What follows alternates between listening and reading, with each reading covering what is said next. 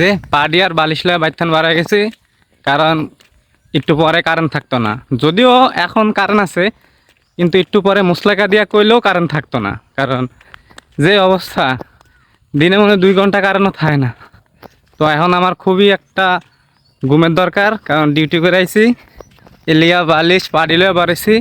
এখন সবচেয়ে বেশি গুরুত্বপূর্ণ বিষয় হলো একটা এমন জায়গা খোঁজার যেখানে উপরে ছায়া থাকবে আর ভিতরে বাতাস। তো দেখা যাক পাই কি না ওরকম একটা জায়গা। এই জন্য এই যে বিলে চলে আসছি বাগান বাগান কিছু খোঁজার জন্যে। দেখা যাক পাই কি না, পাইলে একটা ভালো ঘুম হবে।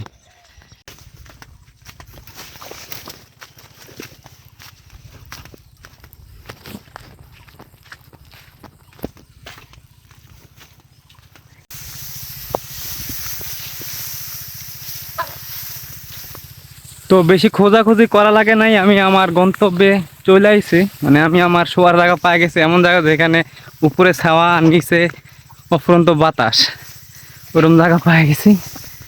কিরে, আমার আগেই হয়ে পড়ছে এ ধান আমার আগেই ঘুমায় গেছে, ঘুমের খুব দরকার। তা আমি যেই জায়গা তাইছি মূলত, এই দেখেন পুরা বিলের মাঝখানে টং আছে। এইখানে আজকে আমি মূলত শুয়ে থাকবো সারাদিন। জায়গাটা কিন্তু পুরাই অস্থির। এইখানে আমরা আগে নৌকা নিয়ে ঘুরতাম, তো এখন পানি নাই, তাই আর ঘোরা হয় না। তো এইটা হলো জায়গা। আর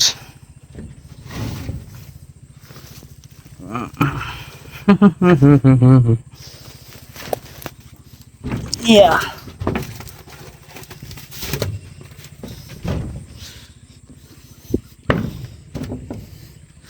আর এটা হলো আমার শোয়ার জায়গা।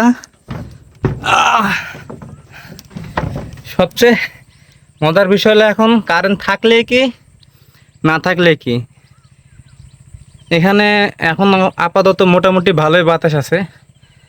আর উপর থেকে রোদও পড়বে না, কারণ উপরে চালও আছে। বাসায় থাকার থেকে বিলে থাকা আজকের দিনের জন্য মনে হয় অনেক ভালো। তারপর দেখা যাক আর একটু রোদ উঠলে কিরম লাগে। তো খানিকক্ষণ ঘুমাই। আল্লাহ হাফেজ।